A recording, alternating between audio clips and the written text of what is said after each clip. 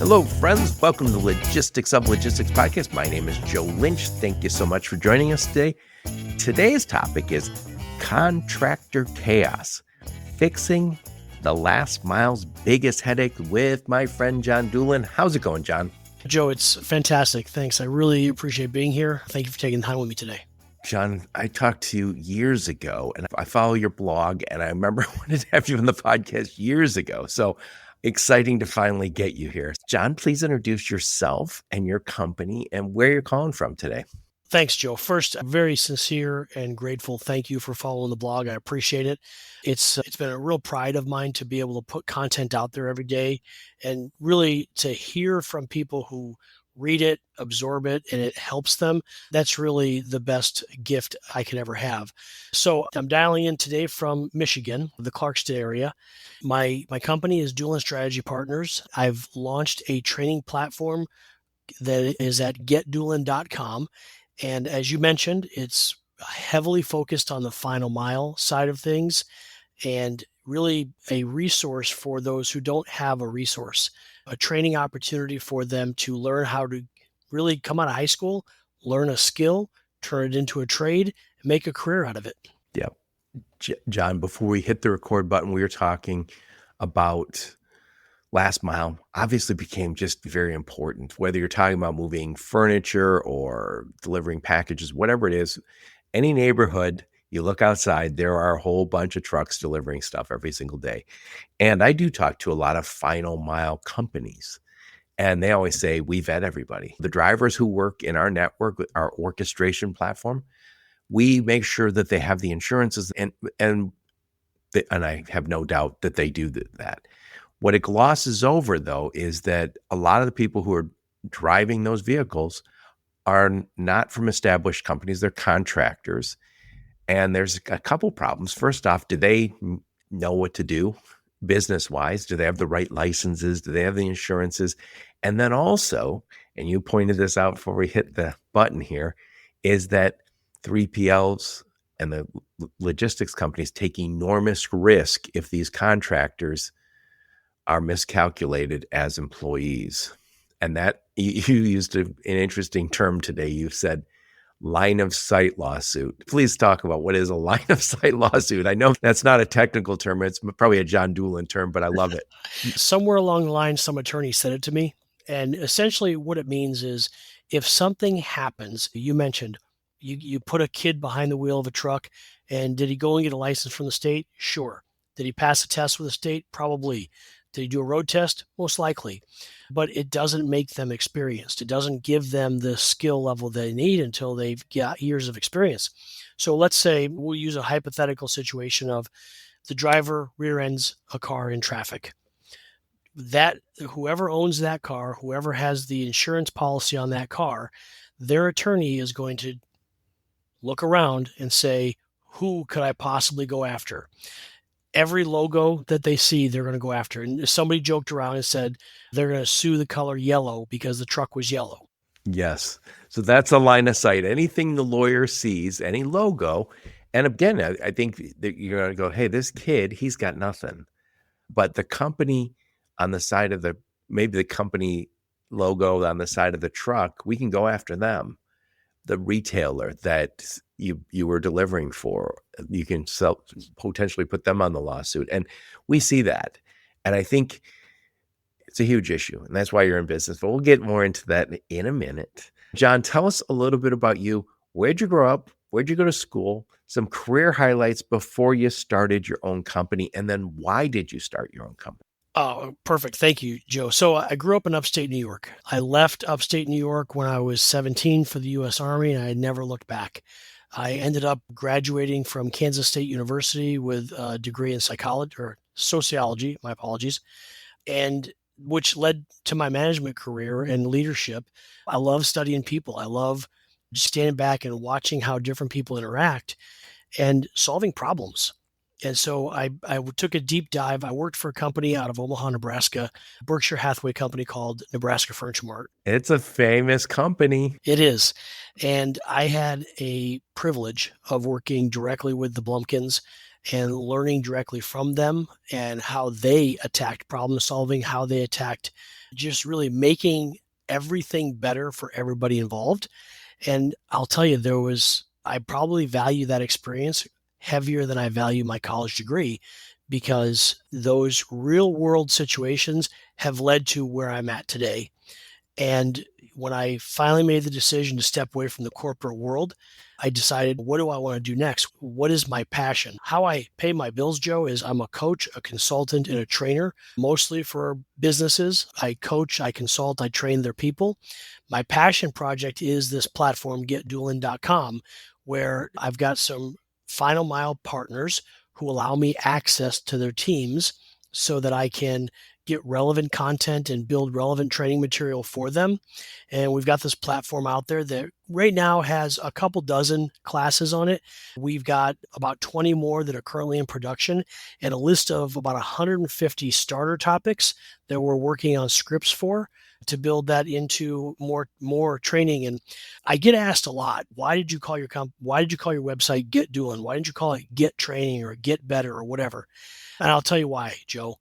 Over the years, I've had mentors, and these mentors are people you would recognize in the industry. I won't drop their name because I don't have their permission, but these are big players in the industry who have made major impacts. They're friends of mine, they're mentors of mine.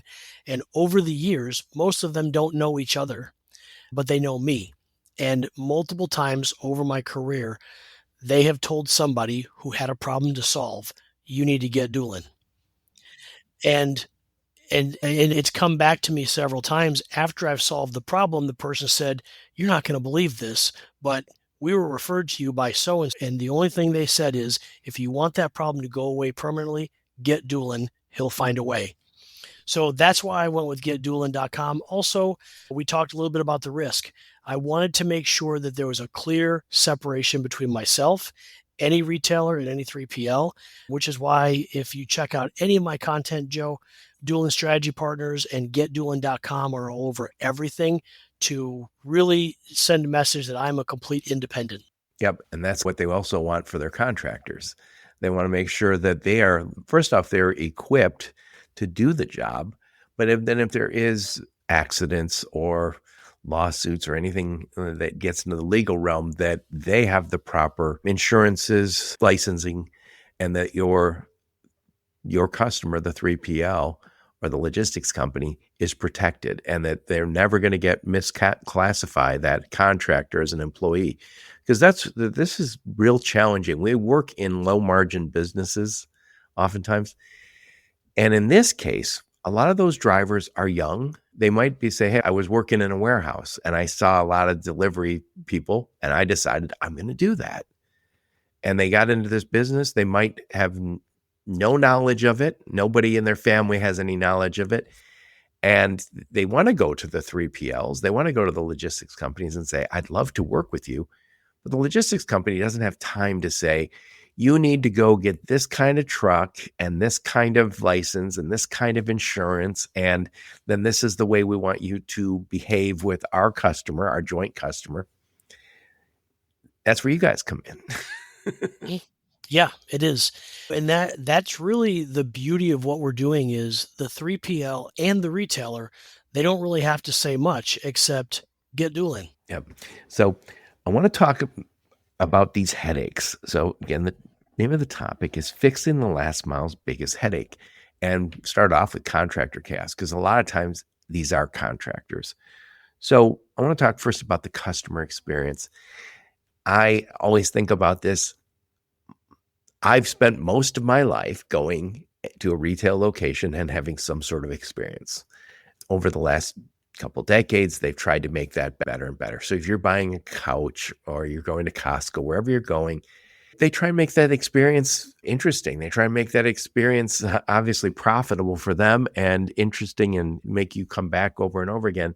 And I think of companies like Nordstrom's, even though they probably are not going to be, contractors aren't going to be delivering their stuff. Usually it's going to be small parcel, but they built their business on a great customer experience. And then when that couch or that chair or whatever is leaving and getting into a truck, the real experience begins when it's getting delivered to a house. And I told you about an experience my sister had where somebody brought a huge couch to her house. It's wintertime, knocked on our door, rudely said, "Hey, your couch is here." And she's, "Oh, cool." And she starts opening the door and says, grabbing the dog, and they start walking away. And she's like, "Wait, what are you doing?" And they said, "We're just delivering to the door. And we're not responsible for delivering it to inside the house." And she's, I don't know if that was a miscommunication or what. She said, "But I know this, that I can't by myself haul that couch out of the snow." And these guys are rudely walking away. And then she's, "God, do I have cash to pay these guys?"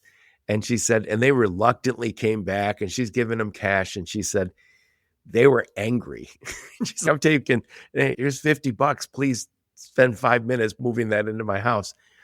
And she said, I don't, I don't know. Maybe I said the wrong thing at the store, but it was a horrible experience. And I'm guarantee the retailer never anticipated that. They thought that is a person who's going to come back over and over again. And I think everybody has a family member or friend who can tell a very similar story of a very unpleasant experience. So I know you, I know that you do this for a living. So please talk about that horrible customer experience that's sometimes out there.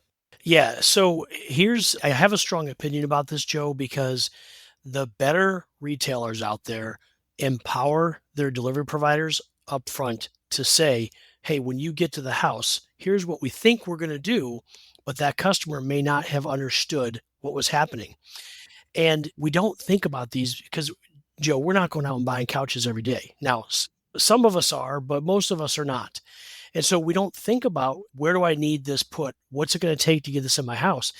And hypothetically, you get a new salesperson who also doesn't have the experience of things backfiring on them.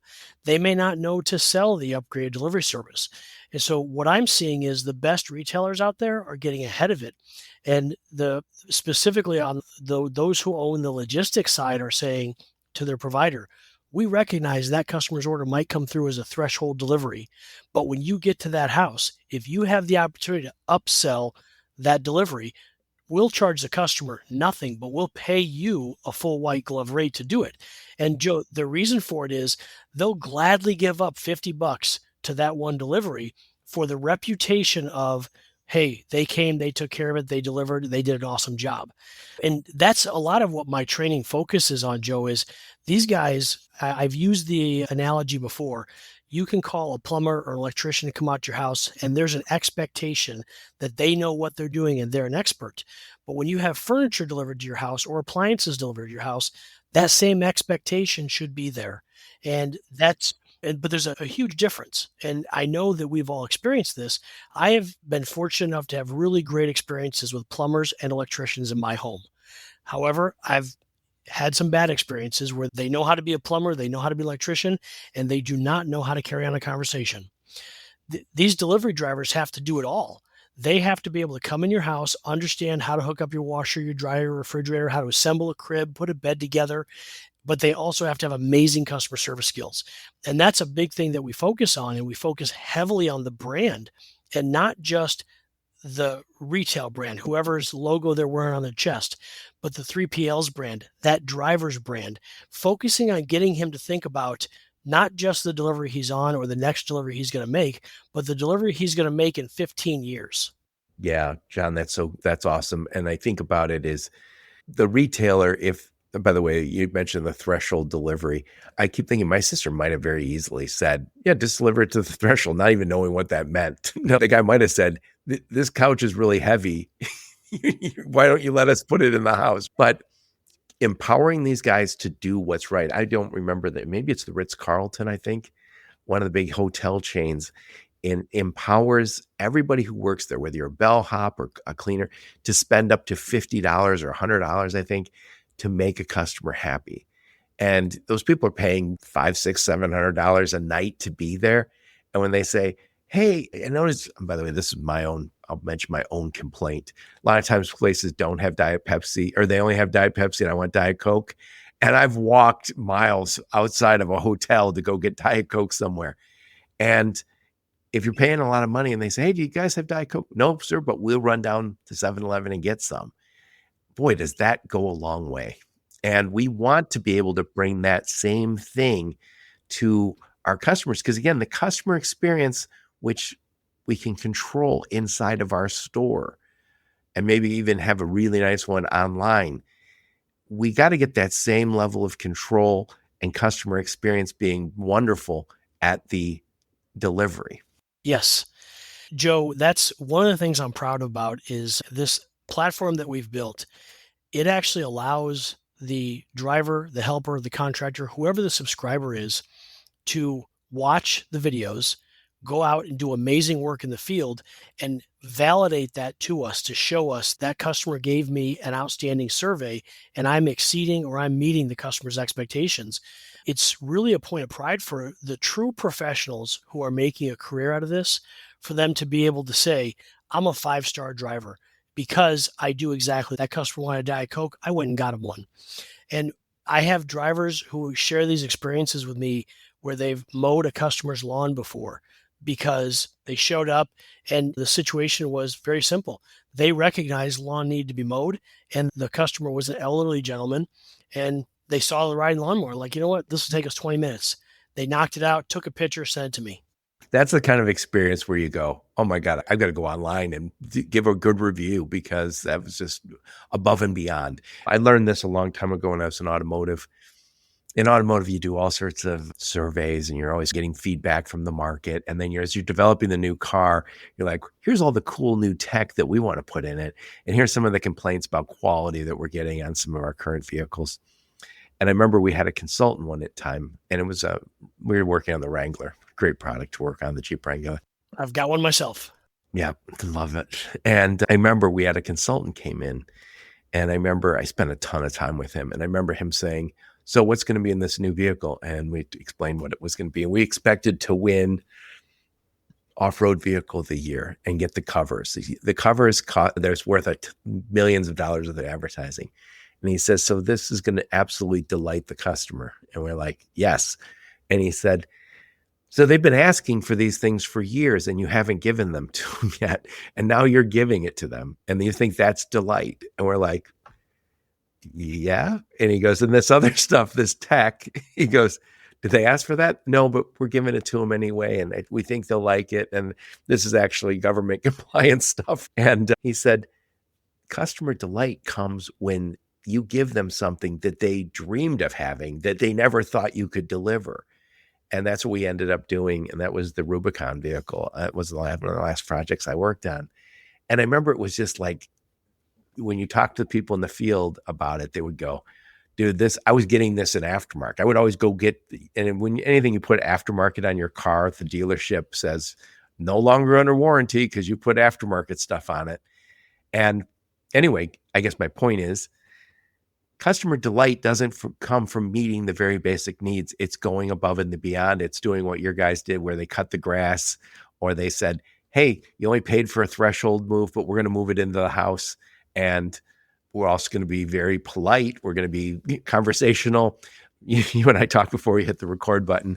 We're not going to have face tattoos, not because Joe or John doesn't like them, but you might scare somebody's grandma.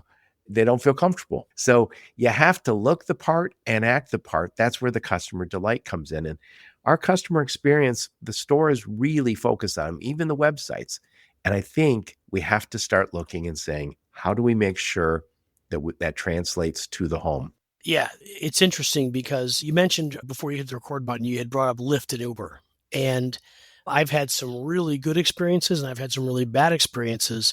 And the thing that the Lyft and Uber guys are paying attention to is like they're looking for that, Joe, that moment of what can I do to stand out?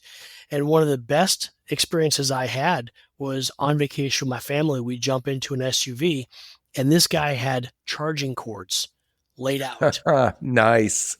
so that everybody could plug their phones in. And I'm like, this guy's thinking, this guy's got it.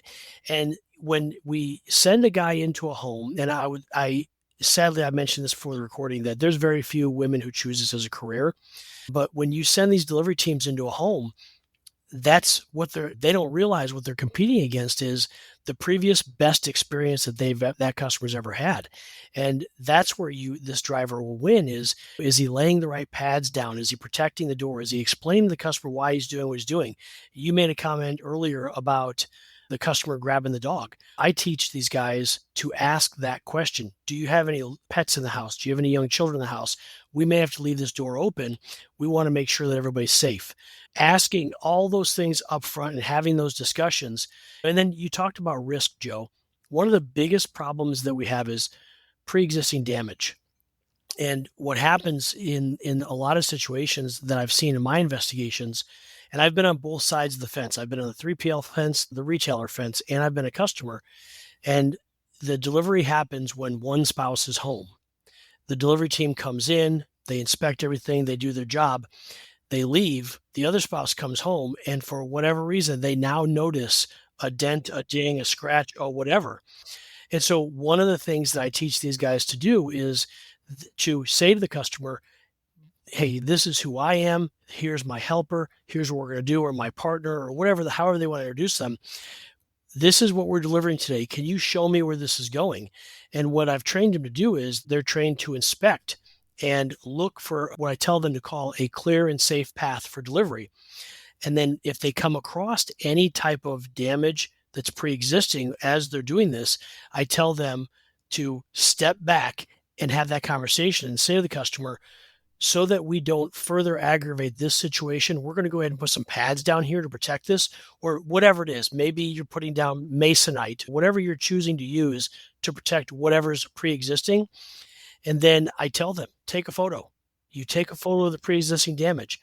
And sometimes that can go horribly wrong. It depends on the customer, but I always teach them to word it from the perspective of, so that we don't further aggravate the situation, here's what we're going to do. Yeah. Yeah. That's excellent. That's excellent. And by the way, this isn't just deliver. When we talk about final mile or last mile, increasingly we're asking people to do B2B stuff also. So it's not just delivering to homes. I think that's what we focused on. But anyway, that customer experience is super important. But I think there's another side of this, which is just equally important, is if I am a logistics company and I hired some contractors, and again, I think they're going to tend to be young, but who knows? Maybe it's got a guy who retired and decided to do this, and they have a van and they say, hey, I got a strong back and I know how to lift stuff and I want to deliver.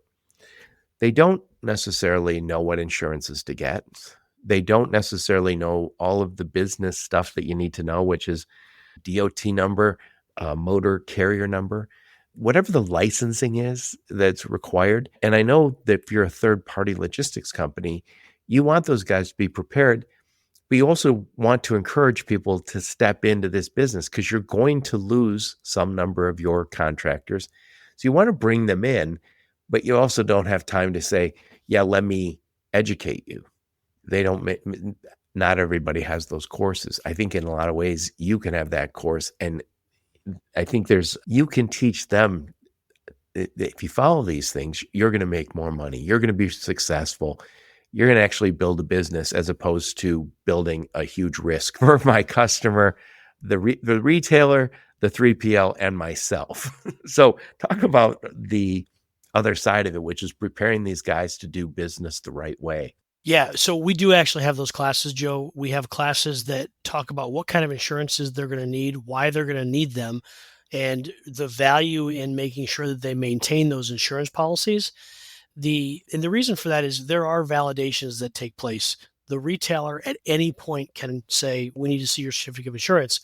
And that doesn't come from the 3PL. It doesn't come from the driver. That comes directly from the insurance company to the retailer. That's the validation.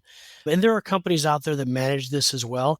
We do teach them what certifications they need based on where they live.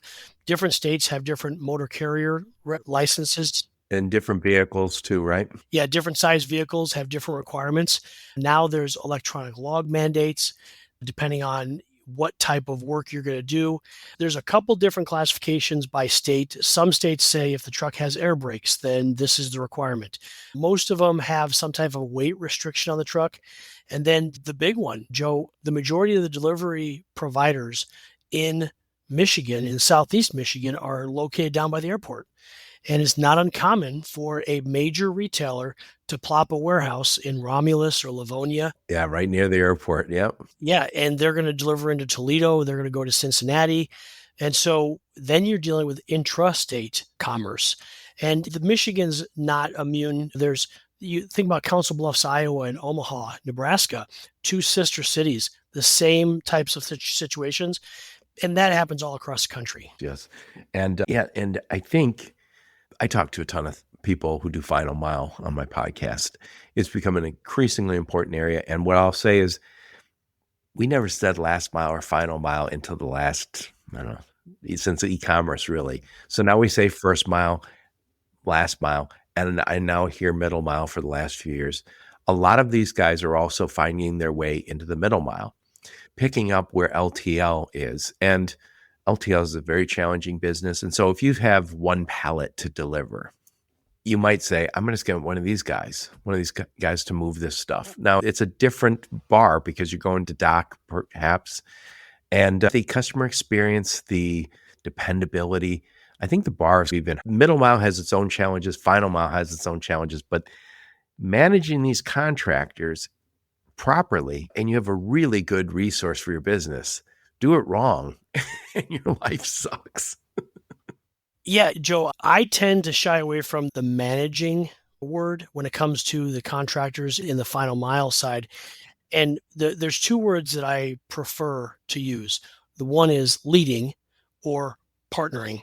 And the reason for this is we have all these expectations for these guys, but the one thing that most of them ask for is respect. And a lot of the reasons why you have the problems in the final mile is someone somewhere did not respect them. And most guys, they're okay with not being respected.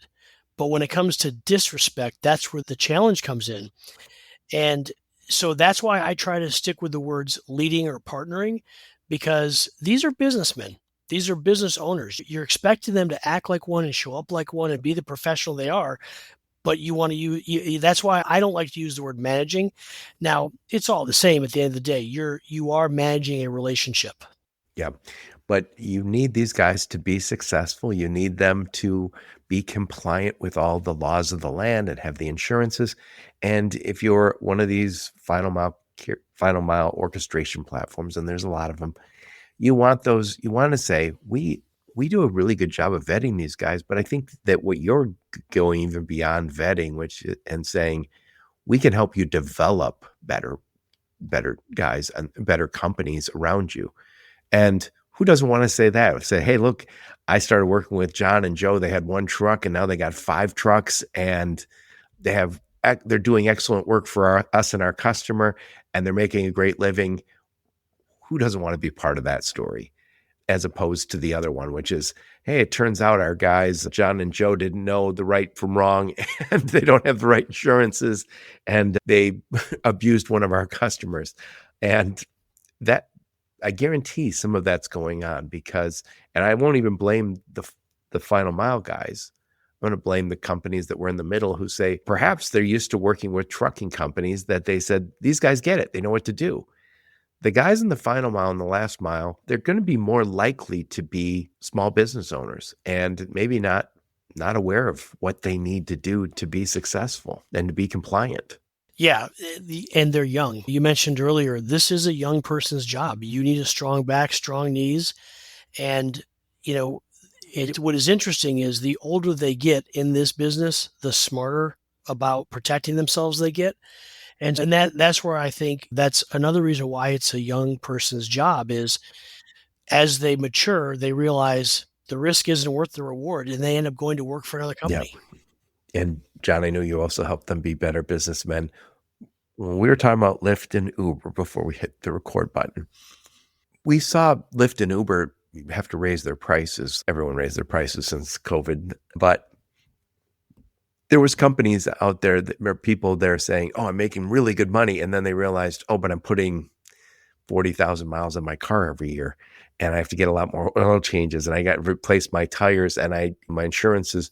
And suddenly they realized, oh, this is not the windfall that I thought it was. I think the same problem can happen to these drivers. So you help them become better businessmen. So they say, I need to understand where I'm at. And by the way, over the road, the regular trucking companies, those guys are all on thin margins too. So half of them are probably running below their costs. And that's a challenge of our space. Yeah, they really are. And Joe, here's an interesting trend that I'm seeing is a lot of the retailers, whether they're online, brick and mortar, a lot of them are going back to these 3PLs and asking for price breaks. And you mentioned everybody has to raise their price. A lot of these guys don't get to raise their price. A lot of them have contracts in place that say this is how much you can charge. And if you have retailers who are a part of your audience, I would encourage them to take into consideration the fact that tires cost more money, fuel costs more money, steel costs more money, especially right now. And so I would encourage them to invest in quality service. Yeah. John, I think one of the challenges of business in general is we don't always measure everything. You say, what happens if there's 10 horrible customer experiences over the next month with a group of guys? What did that cost you? We tend to not, that doesn't hit the balance sheet. We don't measure that, and we don't capture that this month. So we say, oh, we need to reduce our costs. And I'm not denying anybody that sometimes costs needs to be reduced, but I worked with somebody years ago and we were delivering lottery tickets for them, and giant rolls of lottery tickets. And I remember him saying, if this is late, we got to call the FBI. And after 2 days, and when I gave it to my team to find a truck, they're like, this is really cheap for this lane. We can't find anybody for this cheap. We went outside our normal network and cut to the chase. I talked to the FBI.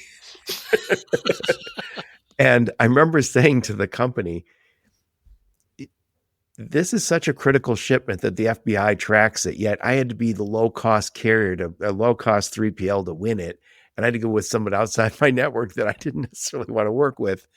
And they're making the money they need to because they had maintenance issues. And doesn't it make sense to pay an extra couple $100 not to talk to the FBI? Anyway, let's switch gears. There's another problem you saw, which is for the 3PL and the logistics companies. And that is not only the risk of having bad service, but the risk of lawsuits. Talk about that. Yeah, I think that's really one of the big values that I bring to this industry is misclassification can be really expensive for any company. And what is that? So misclassification, Joe, is if I was hired as a 1099 contractor by you, and then you bring me in and you train me on how to abide by your company policies. You just did the air quotes. Train me. Yes, I did. Yeah. And essentially, the government defines a contractor as someone who does not need to be trained and someone who cannot be trained. A contractor technically is an expert that you hire who comes in and they know the job already. So what I do and what makes my business model legitimate is I'm technically hired by the contractor, the driver, or the helper. They subscribe to my platform to have access to my training. And which really just flips the whole situation around. And the other thing is I'm not affiliated with the 3PL. My relationship is with the person who subscribes to my platform. And so while I do get information from them so that I can remain relevant, the 3PL really has no authority over me or is not my business partner. But can they recommend and say, hey guys, you're new at this, I recommend you check out GetDoolen? Yeah, so that is actually who I'm targeting right now. Is I'm going to all the 3PLs and say, hey, I've got a platform that I think your drivers would appreciate. And I'm showing it to them just to say, hey, take a look at what I have to offer. If you think what I do adds value, all I ask you do is endorse me to your contractors, give me a chance to get in front of them in a stand-up meeting, let me on the dock to talk to them. And then from there, I'll tell you honestly, Joe, my wife thinks I'm a little bit arrogant for saying this, but I've never stood in front of an audience of drivers or helpers and lost. There you go. But I should point out, I am a former helper. Never managed a driver status, but I've worked a truck. My dad was a truck driver, so I grew up earning my sweat equity out there. Yeah, before I forget, you mentioned you worked at the Nebraska Furniture Mart, and you mentioned that's a Berkshire Hathaway company. I've read a whole bunch of books about Warren Buffett, and he loved the Nebraska Furniture Mart. So he would go there for many years. He became friends with the owner, the Blumpkins, and then he ultimately bought it And and as always, the Blumpkins stuck around to run the business. And I think Rose Blumpkins worked there into her 90s. She passed away now. Yeah. She worked there. I believe she was 92 or 93. Yeah. And I always remember Warren Buffett walked around and he was amazed with the volume. And I guess it's a huge place. And people would come from miles around to go to the furniture mart. And I think Rose Blumpkin, the matriarch, she worked there virtually every day for, is it 60 years? Yeah, the whole family did. It's an insane work ethic. They work 7 days a week, and they're always in their office, usually by 6:30, 7 o'clock in the morning, and they're the last ones out. So Warren Buffett just had a sense that this is worth us a lot of money. And you go, why would Warren Buffett buy a one-off furniture store? And he bought it. And it was a lot of money. But he didn't even see the books. He knew just based on walking around what this is worth a small fortune, and he paid for it. And There's an interesting little side note to that a lot of people don't know. He was friends with Rose, and he was friends with Louis, Rose's son, and they had a handshake agreement. They just said, "We think it's worth this much." And once Warren actually had the company evaluated, it came back at much more. And he did something amazing and alarming. He wrote a check to the family for the difference. yeah, I know. And it's interesting because I also heard that later in life, she was like a little unhappy with Warren Buffett. And some people was like, they said he loved her just the same, they said. Yeah, so I'll be honest, I don't know all the intricate details. I believe, It's not for this podcast, but yeah, Warren's a hands-off kind of leader. He lets his business managers run their business. And I don't believe she agreed with every decision that was made after she passed the baton. And that's where the Mrs. B's outlet came from, is she bought the building across the street and opened up a furniture store.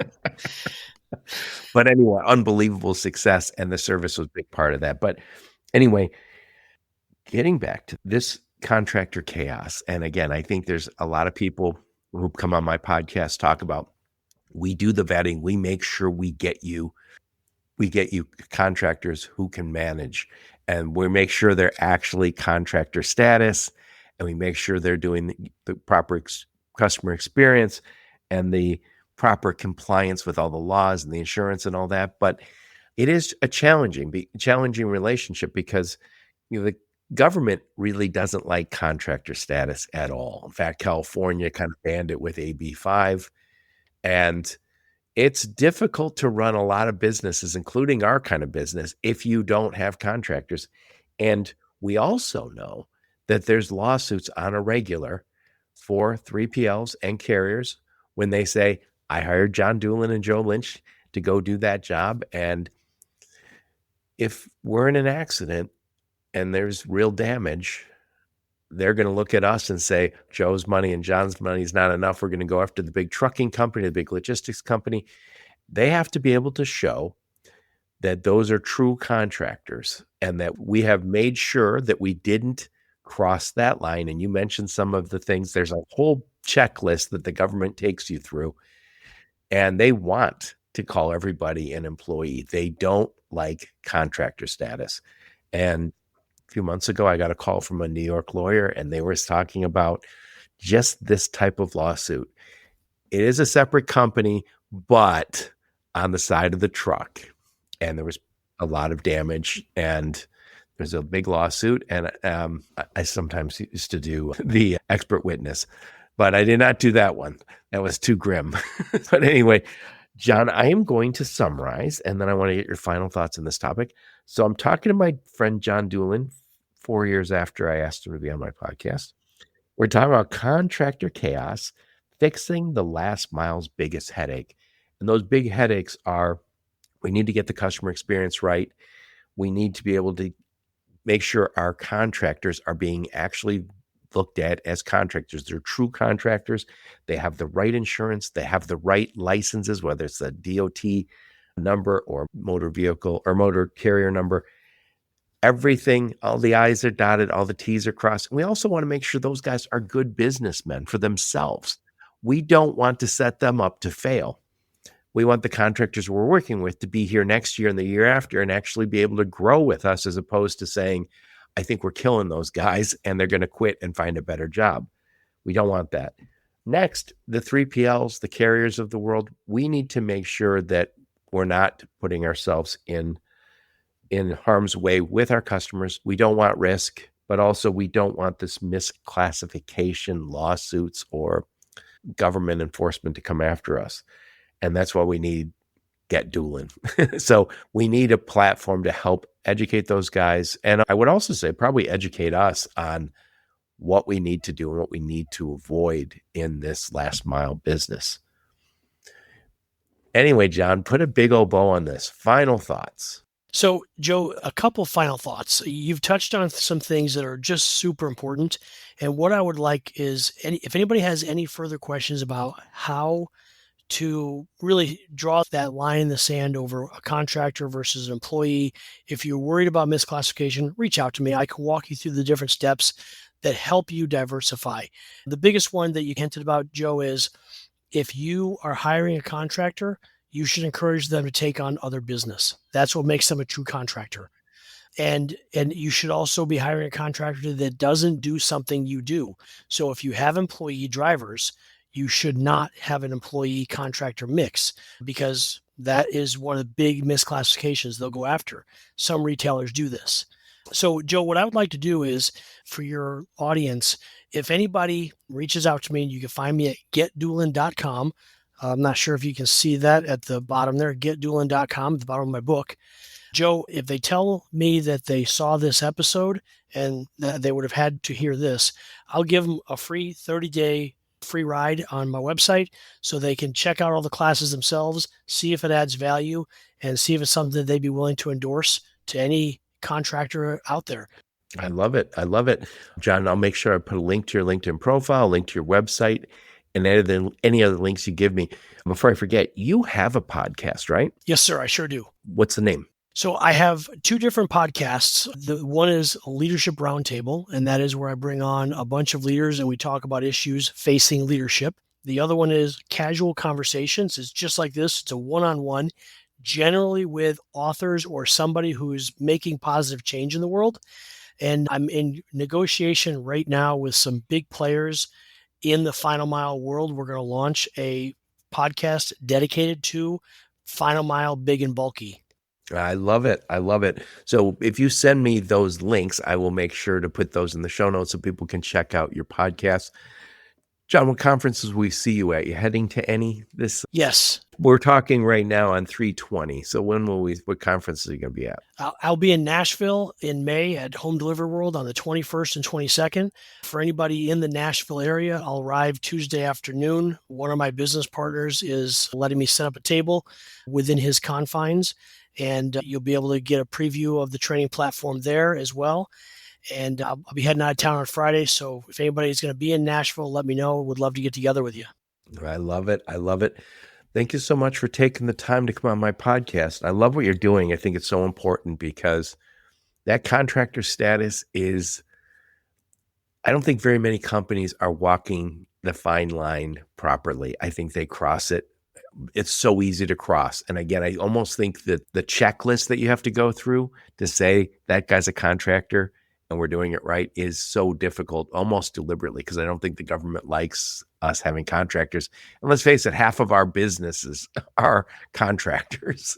Yeah. When you trace the history of it, it really goes back to the IRS and the IRS wanting to get their tax money. And so, yeah, it can be an ugly, confusing world, but I can teach you. I love it. I love it, Jon. Thank you so much for taking the time. Thank you, sir. Really appreciate it. And thank you for listening to my podcast. Your support is very much appreciated. Until next time, onward and upward. You have been listening to the Logistics of Logistics podcast, where we engage with leaders in the logistics and supply chain community. If you like what you hear, please subscribe, hit the like button, and leave us a nice review on Apple or Spotify or wherever else you listen. Also, please check out our videos on YouTube and connect with us on LinkedIn. We're very big on LinkedIn. And you can also reach us on the logisticsoflogistics.com, our website.